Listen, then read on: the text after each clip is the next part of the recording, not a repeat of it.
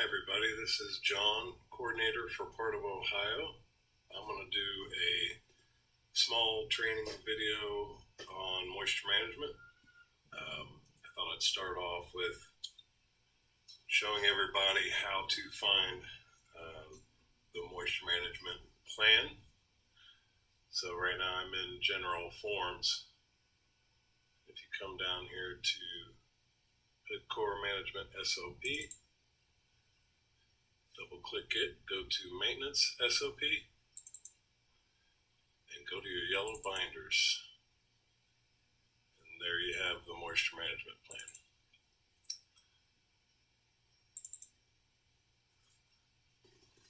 So once a year, the coordinators should come around all their sites and gather everybody and have a once a year review training on moisture management. And I'm just going to briefly go through some of this. And I've got a kit here that we can go through.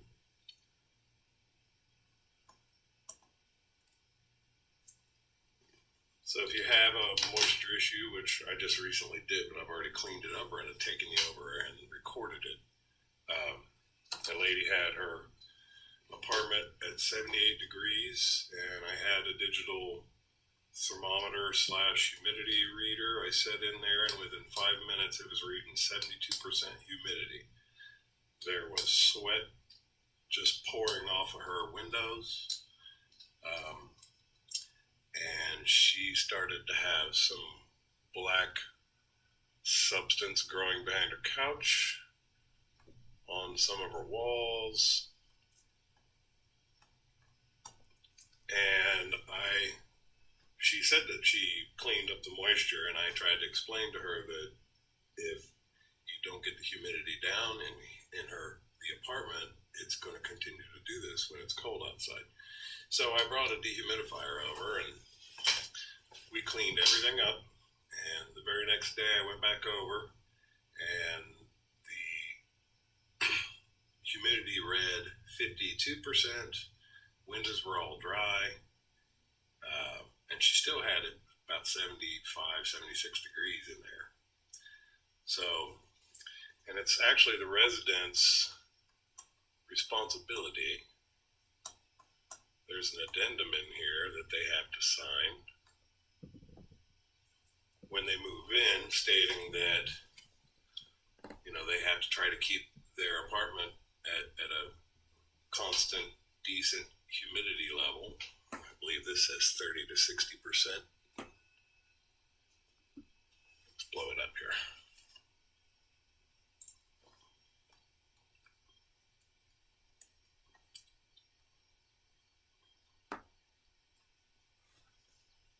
Well, maybe it's not in this section, but anyway, it's an optimum humidity reading would be less than 50%. But they all read this and they sign this, and she said she was wiping stuff down, but I couldn't convince her to let me leave the dehumidifier. I tried to get her to just let me leave it there. She didn't want to do that because of expenses, which I told her it would be minimal. And actually, she called the health department, and the health department showed up and told her exactly what I told her, and he wrote off her claim. So anyways, that's why this is important. Just reflecting on an experience I just had. So this is our refresher training log. We've got several items in here that are useful. Hey, look, our old work orders, if anybody's been here long enough to remember those. There's an incident log in here. There's a complaint form for indoor air quality. Our maintenance checklists.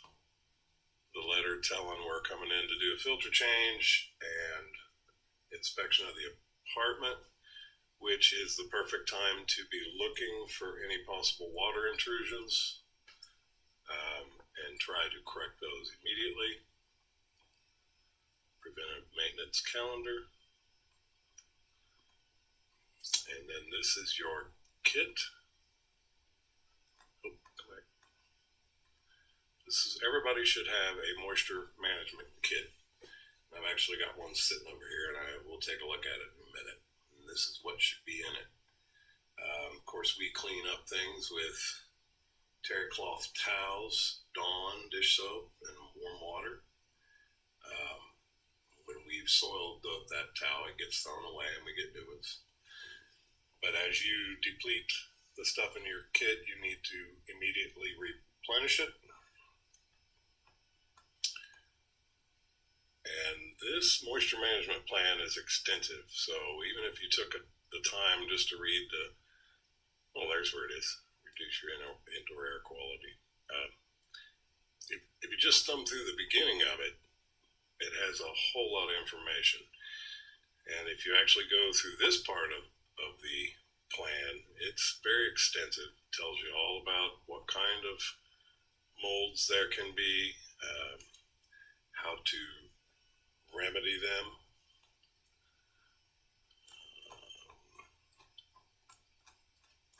So anyways, let's go back to the beginning, because I wanted to, before I got sidetracked, I wanted to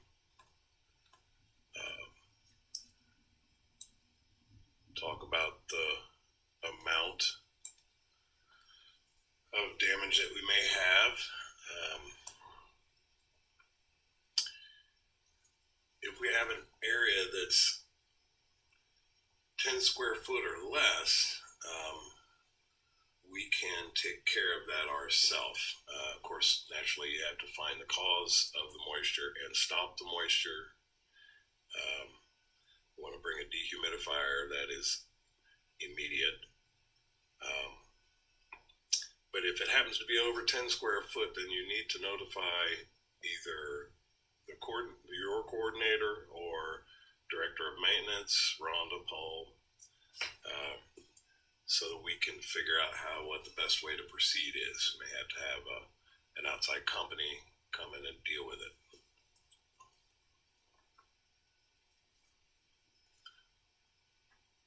So yes, I suggest that if you ever have any questions about a situation you may run into, not sure how to handle it, of course you can call the coordinators, your area managers, and they can advise you.